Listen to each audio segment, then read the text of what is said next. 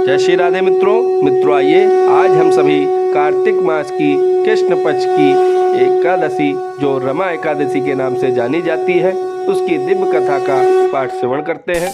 मित्रों, एकादशी का व्रत हम सभी को रखना चाहिए क्योंकि एकादशी का व्रत रखने से हमारे जीवन के अनेक पापों का नाश होता है।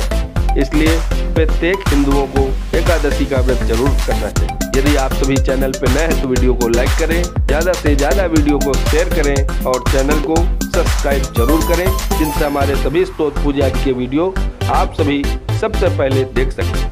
आइए वीडियो को स्टार्ट करते हैं। ओम नमो भगवते वासुदेवाय नमः। युधिष्ठिर जी श्री कृष्ण भगवान से कहते कि हे जनार्दन, कार्तिक कृष्ण पक्ष की एकादशी का क्या नाम है? मुझ पर स्नेह करते हुए प्रसन्नता पूर्वक आप कहिए। श्री कृष्ण जी कहते हैं कि हे नृपशार्दूल, कार्तिक कृष्ण पक्ष में रमा नाम की सुंदर एकादशी आती है, उसको मैं आपसे कहता हूँ। यह सब पापों को हरने वाली हे राजेंद्र, इसका महात्म्य मैं आपसे कहता हूँ। हे राजन, प्राचीन काल में मुचोकुंद नामक राजा था। उसकी इंद्र से मित्रता थी। यम, वरुण, कुबेर और विभीषण से भी उसकी मित्रता थी। हे राजन, वो राजा विष्णु का भक्त और सत्यवादी था। धर्म से पालन करते हुए उसका निष्कटक राज्य था। उसके घर में बेटी थी जिसका नाम चंद्रभागा था। उसका विवाह चंद्रसेन के पुत्र शोभन के साथ हुआ। हे राजन, वो शोभन कभी अपने ससुर के घर आया। उसी दिन पवित्र एकादशी का व्रत था। व्रत का दिन आने पर चंद्रभागा विचार करने लगी कि हे ईश्वर, अब क्या होगा? मेरे पति तो बहुत निर्बल हैं, वो भूख को सहन नहीं कर सकते और मेरे पिता का शासन बहुत कठिन है। एकादशी के दिन भोजन नहीं करना चाहिए। हे कांते, अब मुझसे क्या करना चाहिए? हे शोभने, जिसके करने से मेरा जीवन नष्ट ना हो ऐसी बात कहो। चंद्रभागा कहती है, हे विभो, मेरे पिता के घर में कोई भोजन नहीं करता। हाथी, घोड़े तथा पशु भी अन्न नहीं खाते। हे कांते, एकादशी को पशु भी घास, अन्न, जल ग्रहण नहीं करते।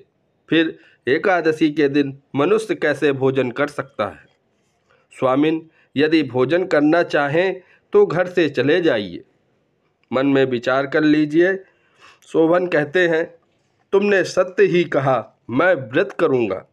जो भाग्य में लिखा है वैसा ही होगा। इस प्रकार भाग्य का विचार करके उसने उत्तम व्रत को किया। भूख प्यास से शरीर पीड़ित हो गया और वो बहुत दुखी हुआ। वो व्याकुल हो रहा था। सूर्य अस्त हो गया। वो रात्रि वैष्णव मनुष्यों को प्रसन्नता बढ़ाने वाली है।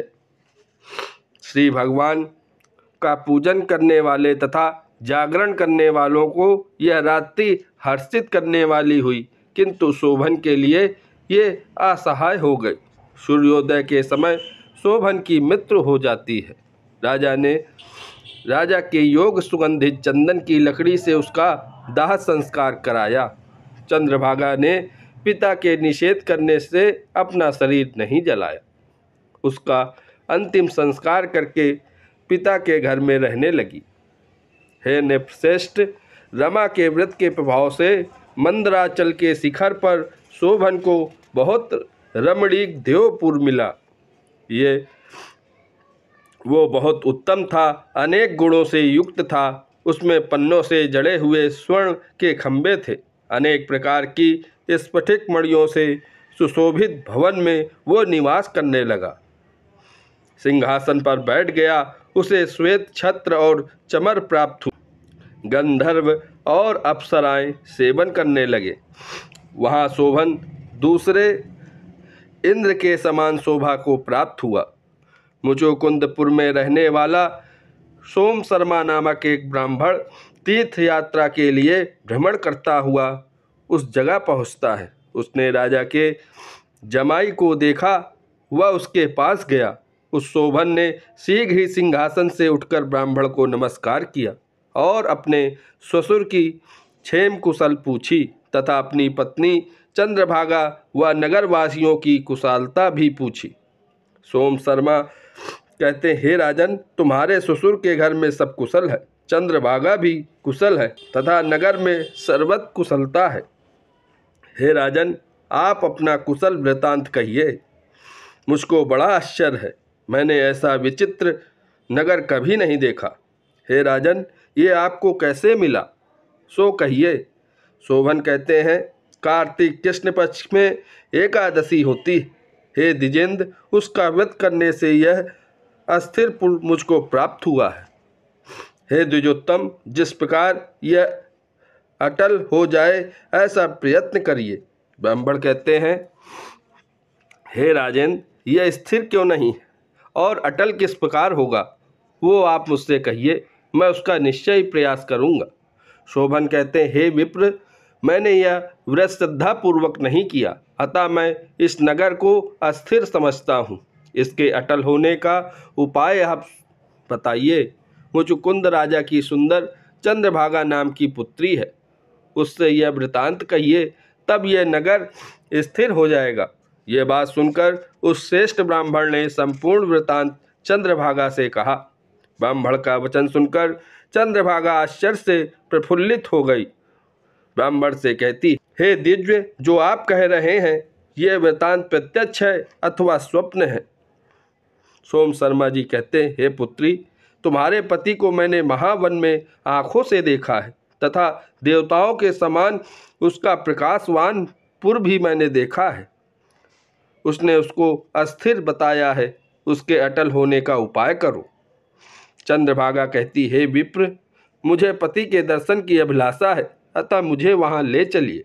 हे ब्राह्मण, आपने व्रत के पुण्य से मैं उस नगर को अटल कर दूंगी। जिस प्रकार हम दोनों का मिलाप हो जाए ऐसा उपाय कीजिए। बिछड़े हुए का मिलाप कराने से बड़ा पुण्य मिलता है। यह सुनकर सोम शर्मा उसके साथ चल दिया। मंदराचल पर्वत के समीप वामदेव के आश्रम में सोम शर्मा गए। वामदेव ने उनका कहा हुआ सब वृतांत सुना। उज्ज्वल चंद्रभागा का वेद के मंत्र से अभिषेक किया। ऋषि के मंत्रों के प्रभाव और एकादशी के व्रत के प्रभाव से चंद्रभागा का दिव्य शरीर हो गया तथा दिव्य गति को वो प्राप्त। प्रसन्नता प्रफुल्लित किए हुए अपने पति के निकट पहुंच जाती है। शोभन भी अपनी आधी हुई पत्नी को देखकर बहुत प्रसन्न हुआ तथा उसे बुलाकर अपनी बाईं तरफ बैठा लिया। वो चंद्रभागा अपने पति से प्रसन्न होकर सुंदर वचन में कहती, हे कांते, जो कुछ पुण्य मेरे पास है उसको सुनिए। जब मैं पिता के घर में 8 वर्ष की थी तभी से मैंने एकादशी का व्रत विधि पूर्वक और श्रद्धा युक्त हृदय से किया था। उस पुण्य के प्रभाव से तुम्हारा नगर अचल हो गया। महाप्रलय तक संपूर्ण कार्य पूर्ण होंगे। हे नृपशार्दूल, इस प्रकार वो अपने पति के साथ आनंद पूर्वक रहने लगी और दिव्य रूप होकर विहार करने लगी। रमा एकादशी के व्रत के प्रभाव से वे मंदराचल के शिखर पर आनंद करने लगे। ये एकादशी चिंतामणि अथवा कामधेनु के समान है। हे राजन, ये रमा नाम की एकादशी तुम्हारे सामने मैंने कहा।